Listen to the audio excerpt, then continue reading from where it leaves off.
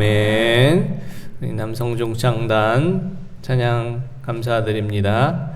예수님의 보혈의 피로 우리의 모든 죄와 허물 깨끗함을 얻고 하나님 앞에 정결한 모습으로 나아가신 우리 모든 성도님들 되시기를 원합니다.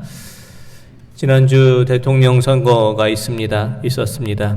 1639만 4,815표를 얻은 윤석열 후보가 당선이 되고 1614만 7,738표를 얻은 이재명 후보가 낙선을 했습니다. 두 후보 간의 득표수는 24만 7,077표밖에 차이가 나지 않습니다. 역대 대통령 선거 가운데 가장 근소한 차이로 승패가 갈렸습니다. 윤석열 후보를 지지했던 1639만 4,815명의 유권자들은 기뻐하고 이재명 후보를 지지했던 1614만 7,738명의 유권자는 큰 상실감에 빠졌습니다. 하지만 이제 모든 선거는 끝이 났습니다. 선거의 결과가 나온 이후에 모든 책임은 부족한 자신에게 있으며 새 정부가 성공하기를 바란다라고 말했던 이재명 후보의 말처럼 새 정부가 협치와 통합의 길을 책임있게 걸어가며 공평과 정의로운 사회를 만들어갈 수 있기를 위해서 기도하여 주시기를 원합니다. 우리는 어떤 일의 결과가 나온 이후에 후회를 할 때가 있습니다. 좀 더 최선을 다했으면, 좀 더 열심을 다했으면, 그런 아쉬운 마음이 우리 앞에 들 때가 있습니다. 사순절의 시간은 하나님 앞에 우리 자신의 모습을 내려놓고 부족하고 연약한 모습으로 살아왔던 시간을 되돌아보는 시간입니다. 주님 앞에 겸손히 우리의 모습을 내려놓고 주님의 은혜의 십자가의 빛에 우리의 모습을 다시 한번 조명해 보는 시간입니다. 사순절 시간을 보내면서 우리가 아무런 후회도 없이, 아무런 뉘우침도 없이, 아무런 새로운 다짐과 결단과 회개의 마음이 없이 그저 사순절의 시간을 보낸다면 사순절은 우리에게 아무런 의미가 없는 시간이 될 것입니다. 하지만 우리가 사순절의 시간을 보내면서 주님의 십자가를 다시 한번 깊이 묵상하고 주님의 고난에 동참하는 특별한 시간으로 보내게 될 때 우리에게 주님께서 예비하신 특별한 은혜가 임하는 사순절이 될 것입니다. 사순절은 주님의 십자가가 나와 무관한 십자가가 아니라 나를 구원하기 위한 피 흘려 죽으신 그 십자가임을 다시 한번 기억하는 시간입니다. 사순절을 시간을 보내며 주님의 고난을 묵상하며 주님께서 지신 그 십자가가 바로 나를 구원하시기 위한 사랑의 십자가임을 고백하며 주님의 십자가의 은혜와 사랑을 깊이 묵상하는 은혜의 사순절 되시기를 원합니다. 오늘 말씀에 보면 하나님께서 후회하신다라는 말씀이 나옵니다. 후회라는 말은 하나님과는 어울리지 않는 말입니다. 전지전능하신 하나님, 모든 것을 완벽하게 알고 모든 것을 완벽하게 이루실 능력이 계신 하나님께 후회라는 말은 어울리지 않는 말인 것처럼 여겨집니다. 하지만 성경 말씀에는 하나님께서 후회하신다는 말씀이 2번 나옵니다. 첫 번째는 노아의 홍수 이전에 하나님께서 세상 모든 사람들이 죄악된 길에 빠져 살아가는 모습을 보시고 사람을 지으신 것을 후회하셨다라는 말씀이 나옵니다. 창세기 6장 6절에서 7절 말씀 함께 보겠습니다. 땅 위에 사람 지으셨음을 한탄하사 마음에 근심하시고 이르시되 내가 창조한 사람을 내가 지면에서 쓸어버리되 사람으로부터 가축과 기는 것과 공중의 새까지 그리하리니 이는 내가 그것들을 지었음을 한탄함이니라 하시니라. 아멘. 한탄하다라는 말은 후회하다라는 말과 같은 말입니다. 영어 성경 NASB 성경에서는 6절 말씀을 이렇게 번역을 합니다. And the Lord was sorry that he had made man on the earth, and he was grieved in his heart. sorry라는 단어가 나오는데요. sorry라는 단어는 미안하다라는 뜻도 있지만 유감스럽게 생각하다 이런 뜻이 있습니다. 영어 번역을 참고해 보면 하나님께서는 인간을 창조하신 것을 뉘우치고 후회하신다는 뜻이 아니라 땅 위에 인간을 창조하신 것을 유감스럽게 생각하신다라는 뜻이 됩니다. 죄악 가운데 빠져 있는 인간의 모습을 보시고 안타깝게 여기시고 마음 아파하신다라는 뜻입니다. 하나님께서는 하나님께서 지으신 하나님의 자녀들이 하나님의 자녀답게 살지 못할 때 후회하십니다.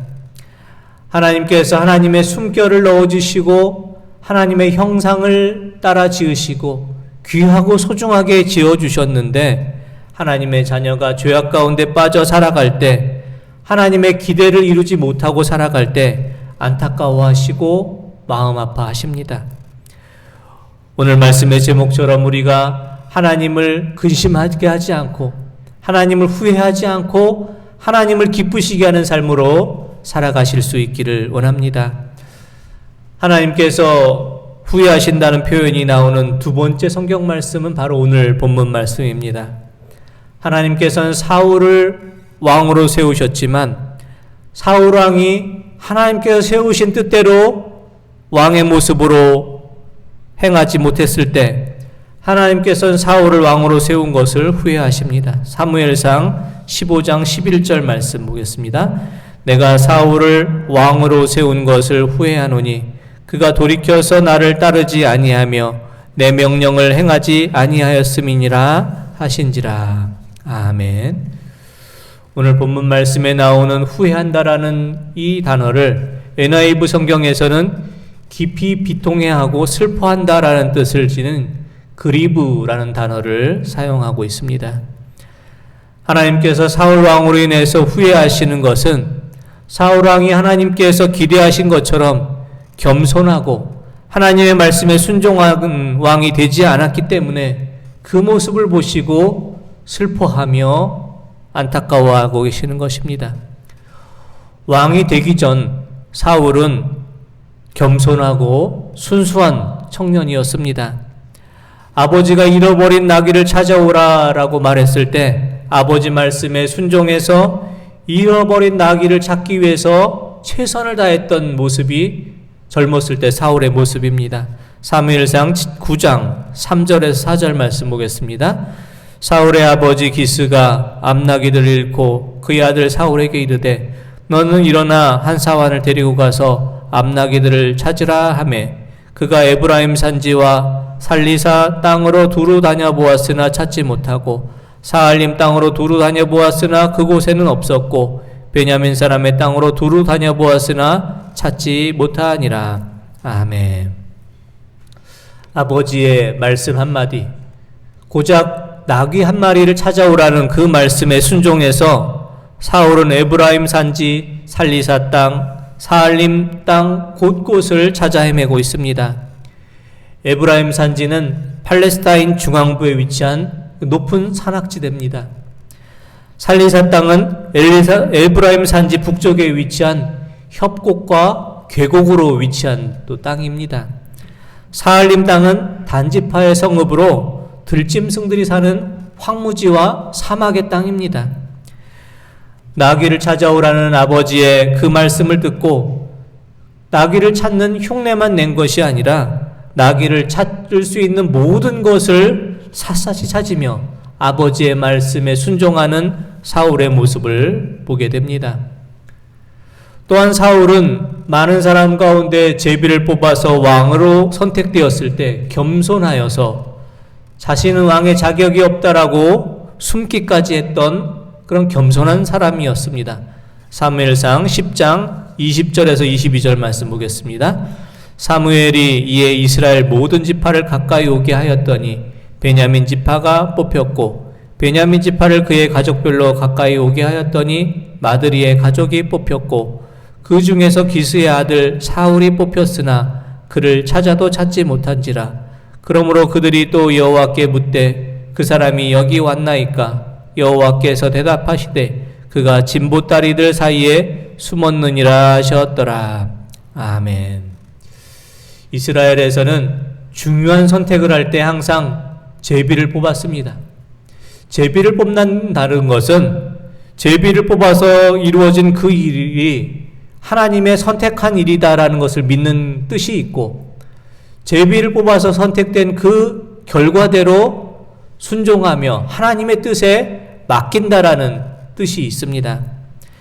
이스라엘의 수많은 사람 가운데 자신이 제비를 뽑아서 왕이 되었다라는 그 사실은 하나님의 뜻이 아니고서는 될 수 없는 일입니다. 이스라엘의 모든 지파 가운데 제비를 뽑아 자신이 왕으로 선택되었지만 사울은 스스로 왕이 자격이 없다라고 생각하며 진보다리에 숨을 정도로 겸손했던 청년이었습니다. 하나님께서는 사울의 순수하고 겸손한 모습을 보시고 왕으로 선택하여 세우셨지만 사울은 끝까지 그 모습을 유지하지를 못했습니다. 아버지의 말씀에 순종하여 나귀를 찾아 이곳저곳을 헤매며 다녔던 그 사울이 이제는 하나님의 말씀에도 순종하지 않는 사람이 되었습니다.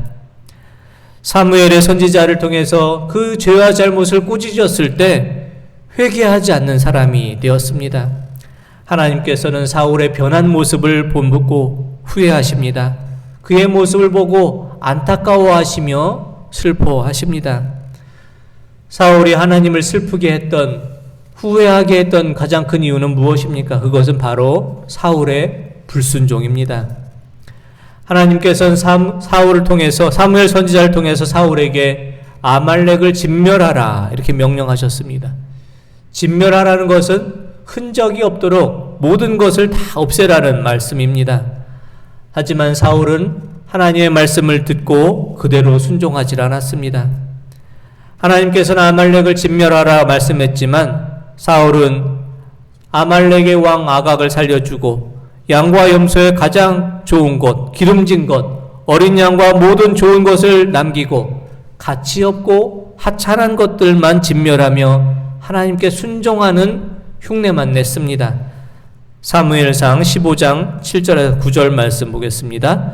사울이 하윌라에서부터 애굽왕 술에 이르기까지 아말렉 사람을 치고 아말렉 사람의 왕 아각을 사로잡고 칼날로 그의 모든 백성을 진멸하였으되 사울과 백성이 아각과 그의 양과 소의 가장 좋은 것 또는 기름진 것과 어린 양의 모든 좋은 것을 남기고 진멸하기를 즐겨 아니하고 가치 없고 하찮은 것은 진멸하니라. 아멘. 사울은 하나님께서 말씀하신 그대로 순종하지를 않았습니다. 아말렉을 모두 진멸하지 않고 자신의 마음에 욕심나는 좋은 것들은 다 남겨두고 가치 없고 하찮은 것들만 진멸하며 하나님의 명령을 순종하는 것처럼 흉내만 냈습니다. 사울이 하나님의 말씀을 하찮게 여기고 하나님의 말씀을 가볍게 여기고 자기 마음대로 자기 욕심대로 행하는 모습을 보시고 하나님께서는 사울을 왕으로 세우신 것을 후회하십니다. 하나님께서 사울을 왕으로 세운 것을 후회하시는 그것을 알고 사무엘 선지자는 근심하며 밤을 새워 하나님께 기도를 합니다. 사무엘상 15장 11절 말씀 보겠습니다. 내가 사울을 왕으로 세운 것을 후회하노니 그가 돌이켜서 나를 따르지 아니하며 내 명령을 행하지 아니하였음이니라 하신지라. 사무엘이 근심하여 온 밤을 여호와께 부르짖으니라. 아멘. 사울이 불순종함으로 하나님께서는 그의 불순종한 모습에 슬퍼하시고 근심하시고 사무엘 선지자는 밤을 새워 그를 위해서 하나님께 기도하고 있는데 정작 사울은 어떤 모습으로 행동하고 있었을까요? 하나님께서 사울을 왕으로 세우신 것을 후회하시고 슬퍼하고 계실 때 사무엘 선지자는 밤을 새워 하나님 앞에 근심하며 기도하고 있을 때 그때의 사울은 갈멜에 이르러서 자신을 위한 기념비를 세우고 있습니다. 사무엘상 15장 12절 말씀 보겠습니다. 사무엘이 사울을 만나려고 아침에 일찍 일어났더니 어떤 사람이 사무엘에게 말하이르되 사울이 갈멜에 이르러 자기를 위하여 기념비를 세우고 발길을 돌려 길갈로 내려갔다 하는지라. 아멘. 하나님의 말씀에 순종하지 않고 자신의 욕심에 따라 좋은 것을 남겨놓고 가치없고 하찮은 것들만 진멸하며 하나님의 말씀에 불순종하며 자신의 죄를 뉘우치며 회개하지 않고 사울은 도리어 자신의 공로를 자랑하며 스스로를 높이는 기념비를 세우고 있습니다. 사무엘 선지자는 하나님을 후회하게 만들고 있는 사울왕을 책망하며 이렇게 꾸짖습니다. 사무엘상 15장 22절에서 23절 말씀 보겠습니다. 사무엘이 이르되 여호와께서 번제와 다른 제사를 그의 목소리를 청종하는 것을 좋아하심같이 좋아하시겠나이까. 순종이 제사보다 낫고 듣는 것이 순양의 기름보다 나으니 이는 거역하는 것은 점치는 죄와 같고 완고한 것은 사신 우상에게 절하는 죄와 같음이라. 왕이 여호와의 말씀을 버렸으므로 여호와께서도 왕을 버려 왕이 되지 못하게 하셨나이다 하니. 아멘. 사무엘이 사울에게 이렇게 말합니다. 하나님께서 번제와 다른 제사 드리는 것을 하나님의 목소리 청종하는 것보다 기뻐하시겠습니까? 순종이 제사보다 낫고 듣는 것이 순양의 기름보다 낫습니다. 하나님의 말씀을 거역하는 것은 점을 치는 죄와 같고 하나님의 뜻에 순종하지 않고 완고한 것은 우상에게 절하는 것과도 같습니다. 이렇게 말을 합니다. 사무엘 선지자의 권면의 말씀을 우리가 기억하며 하나님을 기쁘시게 하는 자로 살아갈 수 있길 원합니다. 우리가 하나님을 기쁘시게 하기 위해서 어떻게 살아가야 하겠습니까? 첫째, 우리는 순종이 제사보다 낫다는 사실을 기억하길 원합니다. 하나님께 많은 제물을 드리는 것보다 순종이 제사보다 낫습니다. 순종이란 무엇입니까? 순종이란 하나님께서 말씀하신 것에 어떤 것도 더하지 않는 것입니다. 하나님 말씀하신 것에 내 생각을 더하고 내 지식을 더하고 내 경험을 더하는 것이 아닙니다. 순종은 하나님께서 말씀하신 그대로를 지키는 것입니다. 사순절을 보내며 하나님께 순종하는 사순절을 되시기를 원합니다. 나의 뜻, 나의 생각은 모두 내려놓고 하나님의 방법, 하나님의 목적, 하나님 말씀하신 그대로 행하기에 힘쓰는, 그래서 하나님의 뜻에 순종하는 사순절이 되시는 우리 모든 성도님 되시기를 원합니다. 둘째, 우리가 하나님을 기쁘시게 하기 위해서 우리는 듣는 것이 순양의 기름보다 나음을 기억해야 합니다. 하나님을 기쁘시게 하기 위해서 하나님의 음성을 잘 듣는 자가 되어야 합니다. 사순절은 절제의 시간입니다. 우리가 모든 것을 절제하며 우리가 함부로 말하는 것조차 절제할 수 있어야 합니다. 사순절의 시간 많은 말을, 우리의 말을 하기보다는 하나님의 음성을 듣기에 힘쓸 수 있기를 원합니다. 우리가 많은 말을 하는 것을 멈출 때 하나님의 음성이 들려오기를 시작할 것입니다. 기도를 통해서, 말씀을 통해서, 찬양을 통해서 하나님의 음성을 듣기에 힘쓰는 사순절을 보내실 수 있기를 원합니다. 사순절을 보내며 하나님을 후회하지 않고 하나님을 근심하지 않게 하기 원합니다. 오히려 하나님을 기쁘시게 하는 사순절 보내실 수 있기를 원합니다. 하나님 말씀 그대로 순종하시고 하나님의 음성을 잘 들으시고 그 음성 따라 살아가시며 하나님의 말씀을 꼭 붙잡고 하나님의 말씀의 인도하심 따라 살아감으로 하나님을 후회하지 않게, 하나님을 근심하지 않게 하고 하나님을 기쁘시게 하는 은혜의 사순절을 보내시는 우리 모든 성도님들 다 되시기를 원합니다. 기도드리겠습니다. 하나님 아버지, 사순절을 보내며 하나님을 기쁘시게 하는 사순절을 보내기를 원합니다. 하나님께서 주신 말씀 그대로 순종케 하시고 하나님께 마음을 모으고 세밀한 음성으로 들려주시는 하나님의 음성을 잘 듣게 하시며 하나님께 주신 말씀을 꼭 붙잡고 하나님의 말씀을 따라 살아감으로 하나님을 기쁘시게 하는 사순절 은혜의 시간이 되게 하여 주옵소서. 예수 그리스도의 이름으로 기도드립니다. 아멘.